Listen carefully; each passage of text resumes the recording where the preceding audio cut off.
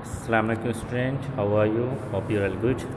Today we are going to start class 8 supplementary book It So Happened. In this we are going to start from the very first chapter, How the Camel Got His Hump. तो आज हम start कर रहे हैं supplementary book को। इसके chapter number 1 से start करते हैं, how the camel got his हम।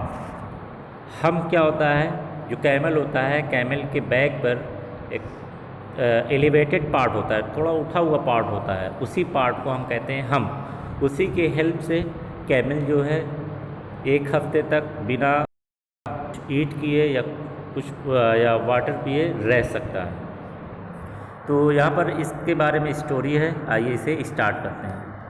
ये 2 पार्ट्स में डिवाइडेड है। फर्स्ट पार्ट से स्टार्ट करते हैं। The world has just begun and the animals were working for humans.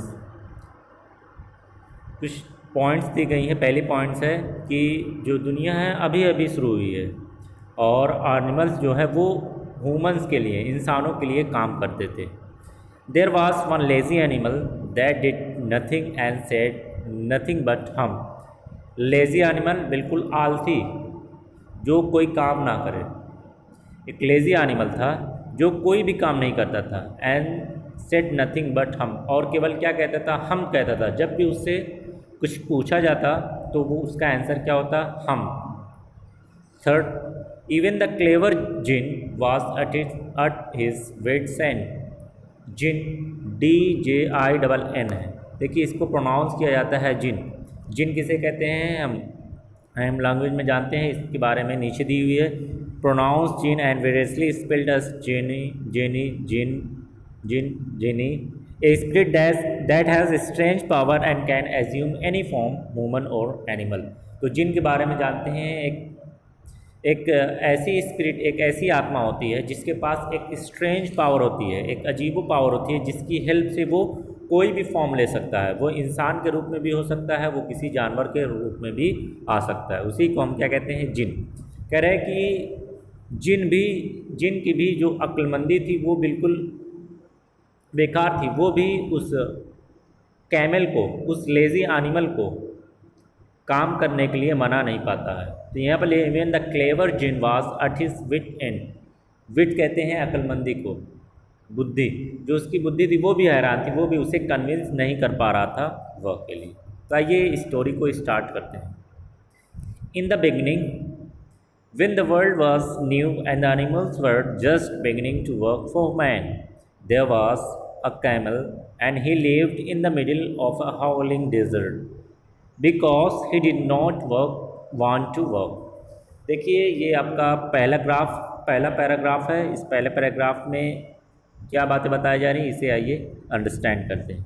In the beginning, शुरुआत में, when the world was new and the animals were just beginning to work for man। कह रहे जब दुनिया की शुरुआत हुई थी, ये वर्ल्ड पहली बार वजूद में आया हुआ था, तो animal were just beginning to work for man, और जो जानवर थे वो अभी अभी इंसानों के लिए काम करना स्टार्ट किए थे, शुरू किए थे। देयर वाज ए कैमल, एक ऊँट था। And he lived in the middle of howling desert. एक डेजर्ट है जिसका नाम है हॉलिंग। वो उसी हॉलिंग डेजर्ट में के बीच में रहता था, मिडिल में रहता था। Because he did not want to work, क्योंकि वो काम करना नहीं चाहता था। He ate sticks and thorns and prickles and when anybody spoke to him he said hum, just hum and no more. He ate stick and thorns and prickles. वो क्या खाता था? Prickles, thorns and stick. Stick कहते हैं जो पेड़ों की टहनियाँ होती हैं उसको खाता था। थॉर्न जो कांटेदार पेड़ होते हैं उन्हें खाता था। और प्रिकल्स जो कांटे होते हैं जो पेड़ों में, उन्हें खाता था। And when anybody spoke to him he said, और जब भी कोई उससे बात करता तो वो क्या कहता? हम, जस्ट हम, केवल हम कहता। एंड नो मोर, और उसके अलावा कोई भी वर्ड नहीं बोलता। Presently the horse came to him on Monday morning with a saddle on his back and said, Camel, O camel, come out and trot like the rest of us. अब इस paragraph में देखते हैं क्या होता है। प्रेजेंटली, उसी दौरान अभी भी, the horse came to him on Monday morning, घोड़ा जो उसी एरिया में रहता था वो मंडे मॉर्निंग को आया, with A saddle on his back. Saddle किसे कहते हैं जानते हैं, जो गधे होती हैं, डंकी होते हैं या हॉर्स होते हैं, उनके ऊपर जो वुड्स के, लकड़ी के एक मटेरियल बना होता है जिस पर सामान को लोड किया जाता है, उसी को सैडल कहते हैं।